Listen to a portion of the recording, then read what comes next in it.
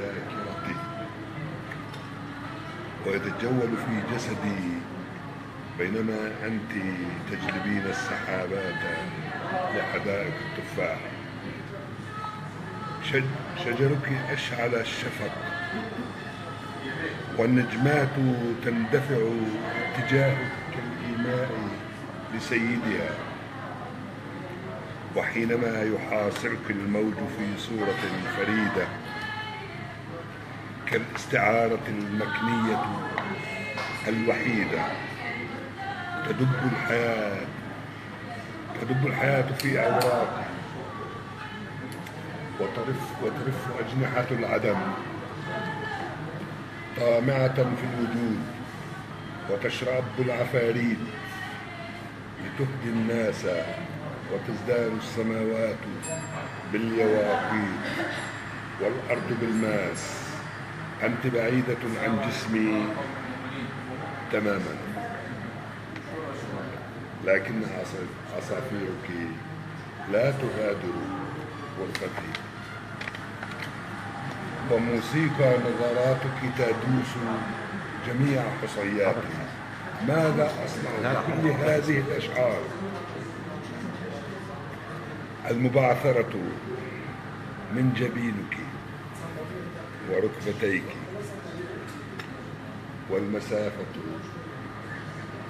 والمسافة بينهما معرض للتحف المعمارية النادرة، بينما أنا على الرصيف المقابل أتزود من بعض الصحف وبخار القهوة يبتعد. كنت تزرعين كل هذا الخراب وأنت مقبلة وأنا على طرف سرير. تخيلها المادة رافت ما حداش بيعرف. هاي أستاذ محمد ما حداش بيعرف. لا مين بيعرف؟ الزهر يعرفه، الزهر والماء يعرفه، حلو. والأرض والأشجار والأرياح والحجر. كان ابن أرض جدوده فيها ومنها شد ساعده، ونمى حنين فؤاده، وتسلقت أيديه خضرة أرضه. الزهر يعرفه، والماء يعرفه، والأرض والأشجار والأرياح والحجر. هبت به الريح اللعوب إلى الهوى فهوى، مدللة تغير وجهها بتغير الأهواء قرب هوائها، وانساب في نهر المحبة غارقا. القلب قد غرق، والضلع قد غرق، والوقت قد غرق. ركب الرياح وقادها نحو التي سلبت حشاشته، فقدم قلبه للريح قربانا لكي تمضي به وتكون بوصلة له. والعين قدمت المياه لناره، والقلب حاك من القصائد خيمة تحميه من لفح المحبة والسنا. أغرته بالماء المخبأ في هواها، وامتطت أوتاره وشعوره. مدت له قلبا لكي يفضي به إيمانه. قاد رياح إلى مدللة الهوى، وبنى لها صرحا على وتر الرموش، ونام فيها حلمه، وسمى إليها بالدعاء وبالصلاة. وجلجل الخيل الأصيل بصدره، وحمى حماها، واستلذ بعشبها.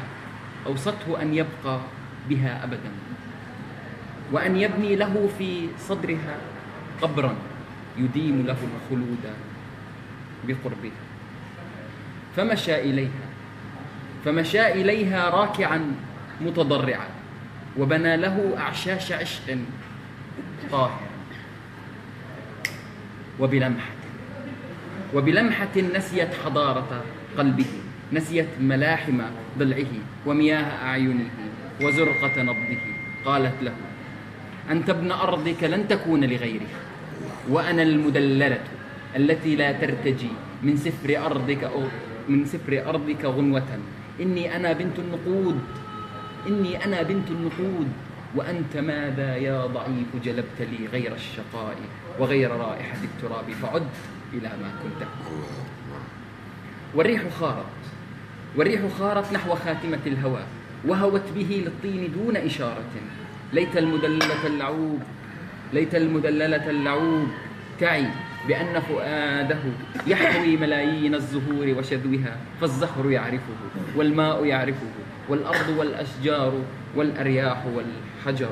كان ابن أرض جدوده، وسيستديم إلى نهايات الزمان بأرضه وبمائه وسمائه. تحياتي حبيبي يا رب. والله احنا لازم نحرك اشعار امام الشباب هذول. يعني بلاحظ انا طبعا هذه ملاحظه، مش انا لاحظت انه في شباب طالعين يعني بيحكوا شيء جديد، اللي انا بقول شيء جديد، يعني بعيد عن الكلاسيكيه، بعيد عن التقليديه، يعني شيء حلو مختلف، في فلسفه، الشيء اللي فيه فلسفه حلو جدا، وهذا المطلوب صراحه. الان يعني آن اوان انه احنا يعني نغير، ننطلق في الشعر يعني لعوالم اخرى، يعني ارحب، فيها فلسفه، فيها كونيه، فيها روحانيات، فيها شغلات زي هيك كثير، سواء وطني او غزلي، شيء مختلف. فانا مع يا رفيق الدرب جمعة، أغصان هل لك أن تصورني الآن؟ صورك؟ نعم، بس دول.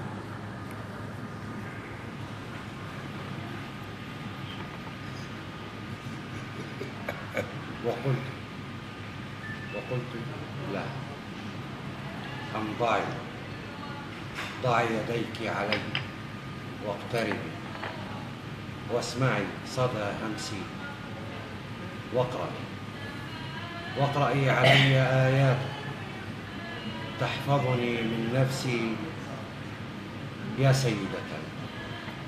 سيدة كتبت تواريخي ويومي وأمسي، كيف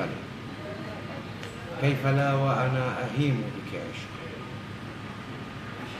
وأصبح عليه وأمسي، وغرقت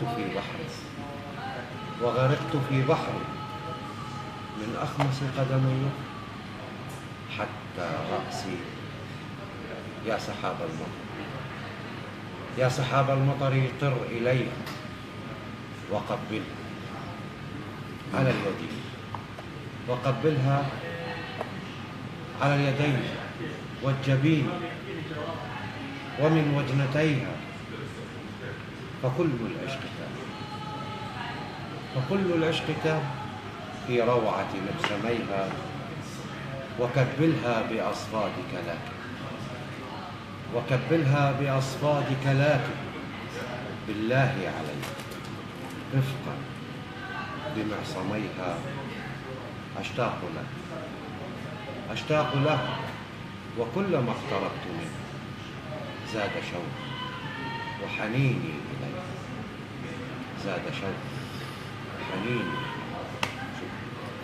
إليه، نسمع رغب الله جعل نسمع.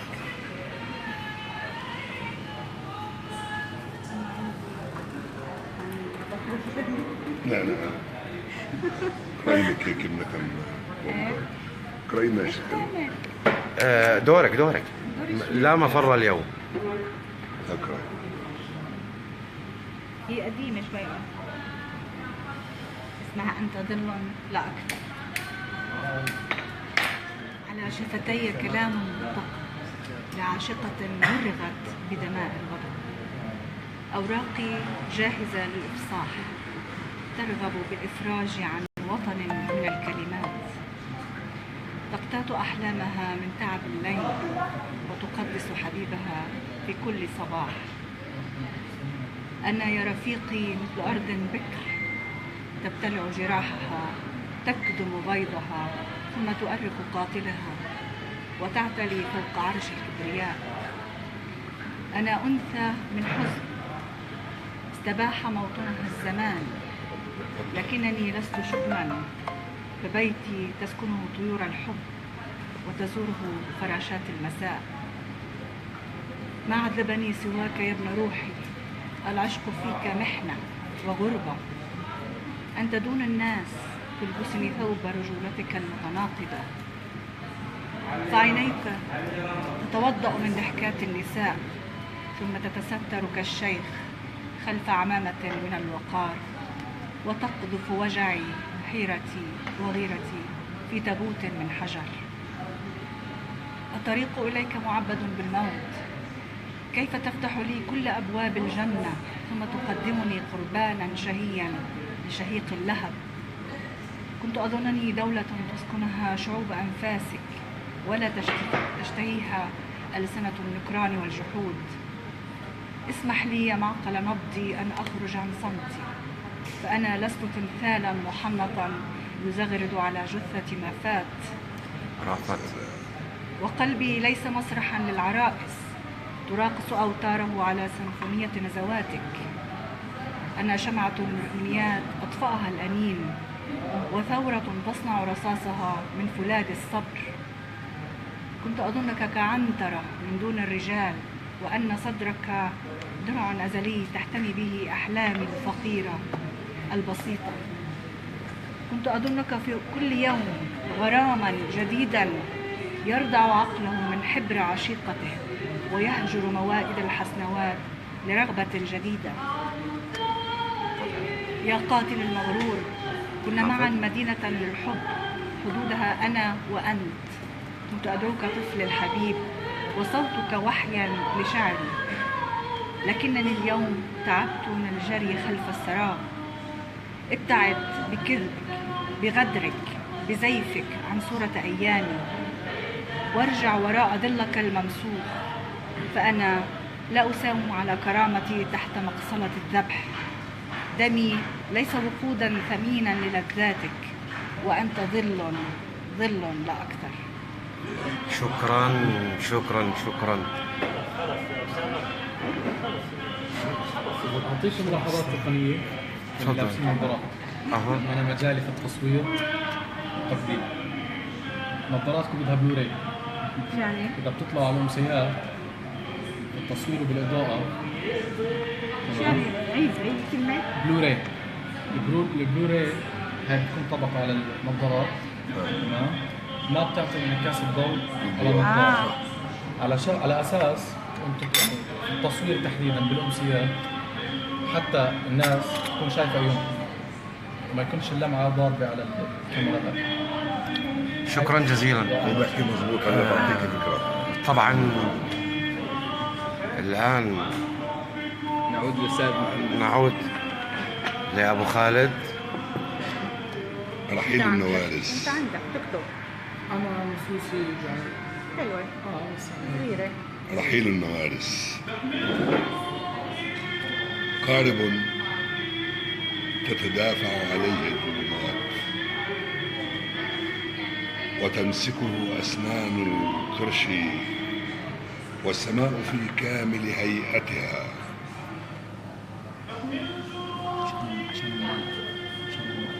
تيجانها الشهب وثيابها مرصعة بالنجوم، والأرض تبدو كلفافة سقطت،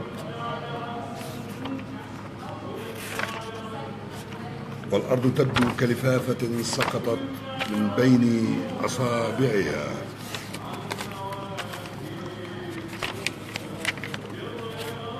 وأنا تبغ ينتظر الاحتراق النهائي، أقترب كالعجائز من فقدان الذاكرة. نسيت أين تقف العصافير وأي الأبواب أشتهي. ما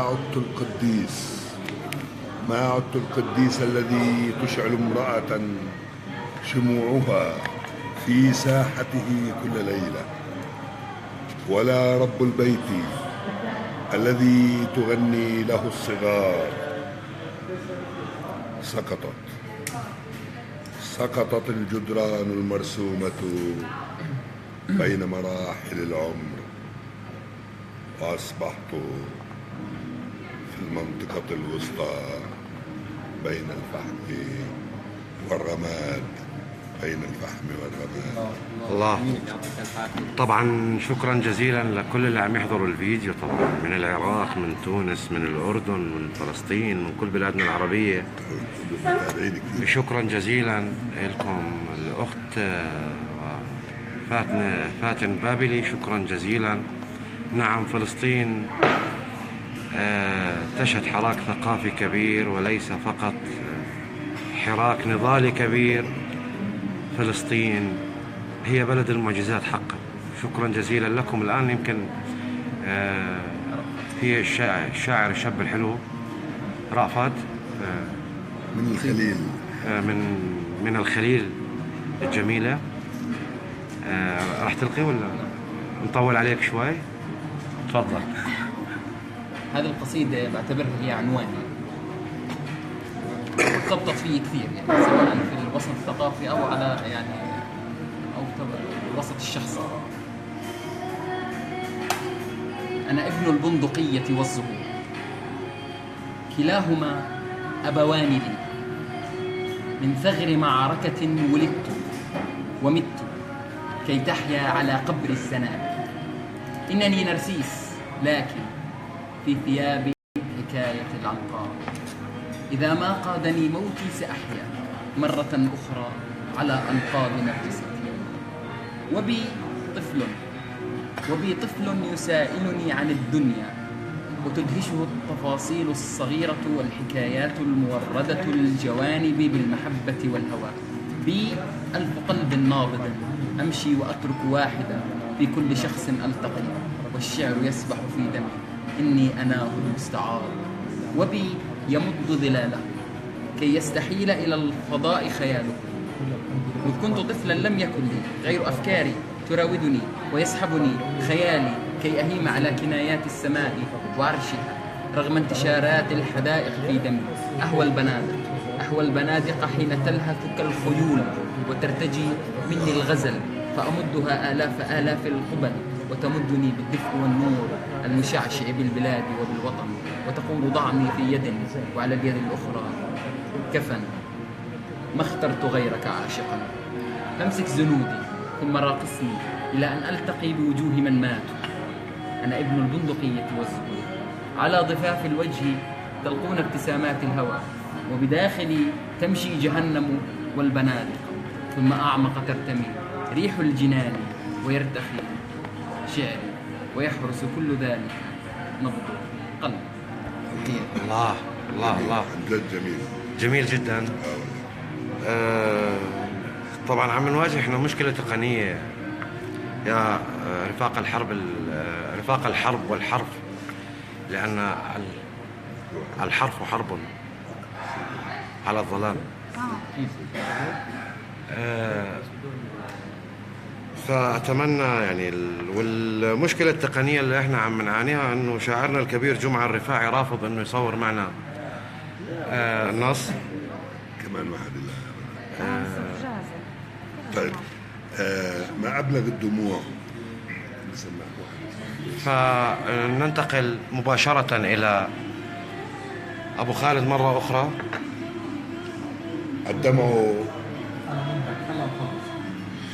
الدمع خارج المجاز. ما أبلغ الدموع حين تسقط من نعيق الطيور الليلية، من عصر أمية والعباس. أكثر من بيت للنسيان تتسرب من تحت عباءته ضحكات خائرة تغني التقهقر والفصول، وأنا هارب من شرارة تلتسك وكأنها ممغنطة كصوت الموسيقى الذي تحول رمالا عفنة. هل أظل الوحيد كأني وحدي من الطين ومن الدرر باقي العالمين.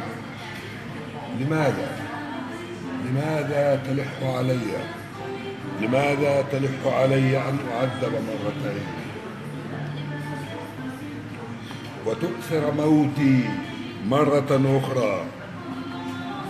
إني مريدك يا وطن، وأنت بحالي مريدك أدرى. لا تجرح الأشياء بداخلي، فليست الفراشات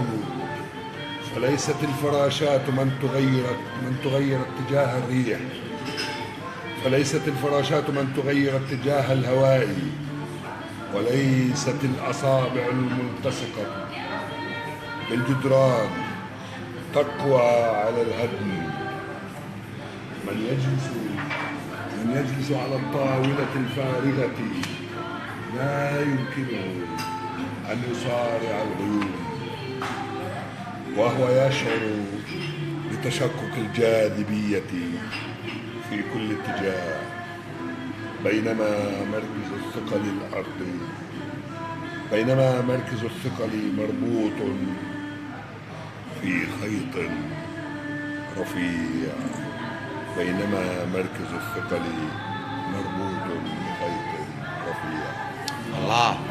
الله. ممكن رافت أكيد. تصورني؟ مرة يفكر فيها مرتين.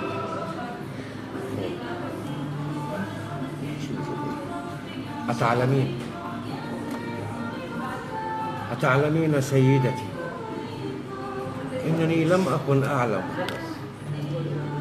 إنني أعشقك لهذا الحد، وإني متيم بك حتى الضياع، حتى العناق والانصهار، في صقيع البرد، في عويل الليالي، ونحيب دموع الوجد.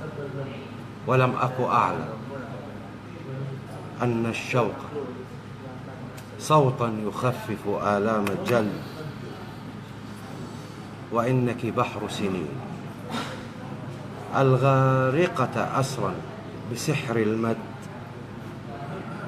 شروق غروب في فجر نبضي، وشعر في حروف لا إعراب لها، تنتظر صدى الرد.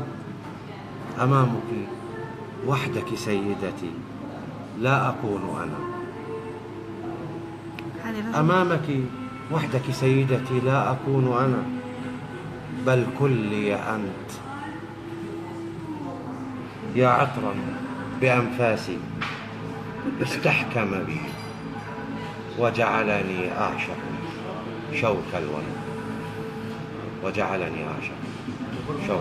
يعطيك العافية إن شاء الله عليك. طيب أستاذ، هاي في قصيدة لجمعة. أوكي. والله شكرا جزيلا انت شو عم بتصور؟ فاتن البابلي. عم بصور عليك تاريخ الفاكهة وعلى قصيدة لجمعة الرفاعي من أجمل قصائده، من القصائد اللي بحبها جدا، بس مش عارفة عنوانها. بس صوتك شوي عشان يا عمي صوتي رفيع. ما لا لانه هم عم يطلبوا انه انا بعرف انه صوتك انثوي جدا، لكن ايوه هيك. ها مين اللي بيطلب؟ الكثار اللي عم يطلبوا ما شاء الله. يمكن عشان مش مشكلة. مش مشكلة، ما بعرفش جماعة، أنا بعتذر يعني إذا تشكيلها غلط أو شكلتها أو طيب. أريد من هذا الليل أن يكون مسرحا، ومن هذا الكلام أن يكون مصففا لنهايات صاخبة. أريد من هذا الصمت أن يمتلئ ببريق العيون التي تنز شبقا، وأن أعد فقرات عمودك الفقري قبلة قبلة، ثم أكتب على خصرك يا لها من مرآة، وأن يكون جنونا لا يفسره إلا عاشق ضار، ولا يقومه إلا من وسد ليله إلى قلبه الخاص. من قال أني أريد أن أعرف الجنون؟ شكرا جزيلا أختي سعاد. الجنون خارج المعرفة، لأنه أصلها المتمرد على نباح البر. الجنون خارج المعرفة. من اتخذ الجنون خلفية لحبه سيبدع في فكفكة التفاصيل التي تذهب بعيدا إلى أقاصي الشبق والتحليق، إلى ضحكتنا المستترة في حليب الضوء. أنت مشتهاة لتكوني رنة خلخال هذا الليل. أشعر أني 20 سربا من الأقفال. أريد أن تغلق عليك وحدك في هذه اللحظة، وأن تقدم لك اعترافا بدائيا عن غريزة الظباء وحواف الينابيع، كصياد يطلق النار على نفسه. اللعب بالحب تحطيم لقداسته، لأنه يوزع القداسة على هواجسنا كما يقدمها بمياه الواد الذي يصقل حجارته بلطف، بينما الماء يجري إلى مصبه القديم. إنه الحب مشهد من سوريالية لن تكرر إلا نفسها، بينما كل الكائنات تراقب هذا المشهد وتبكي، كلها تبكي، من الأشجار التي تصطف كوصفات في حضرة الملكة، إلى الحبار الذي يجوب الماء داعيا لكل الحضور، داعيا لكل الحضور. أنا مش شايفة مني. داعيا الكل لحضور هذا المشهد. الحب صلاة في معبد بعيدا عن الدم، وعلى الجسد حينها أن يقدم نفسه قربانا لأظافرك اللامعة. الحب كل هذا وأكثر، وأن يتفوق على كل رسامي الخرائط في تحديد مكان الكنز المفقود والذي لم يكتشفه أحد بعد. الحب لا تعريف له، تعريفه يقتله، يهديه مسخا في طرقات خطرة. ما الحب إن لم يكن الأمان نفسه، وأن يتفوق على إيمان الزاهدين وعلى رغبة القتلة وظلامهم. جمعة الرفاعي. الله. الشاعر جمعة الرفاعي. الله. طبعا بدك تختم بس. لازم تفضل ابو خالد. اشكر. شكرا لكل المتابعين. سعيد باصحابي واصدقائي وزميلاتي وزملائي كل الاحبه، واعتذر اشد الاعتذار في هذه الفتره الماضيه عن عدم التواصل والرد على تعقيباتكم وردودكم الجميله على كل ما نشرت. شكرا لكم من ارض الحج، من فلسطين، من رام الله العز. تحياتي واحترامي لكم جميعا احبتي، وشكرا لكل الزملاء الذين شاركونا هذه الامسيه في هذه الليله.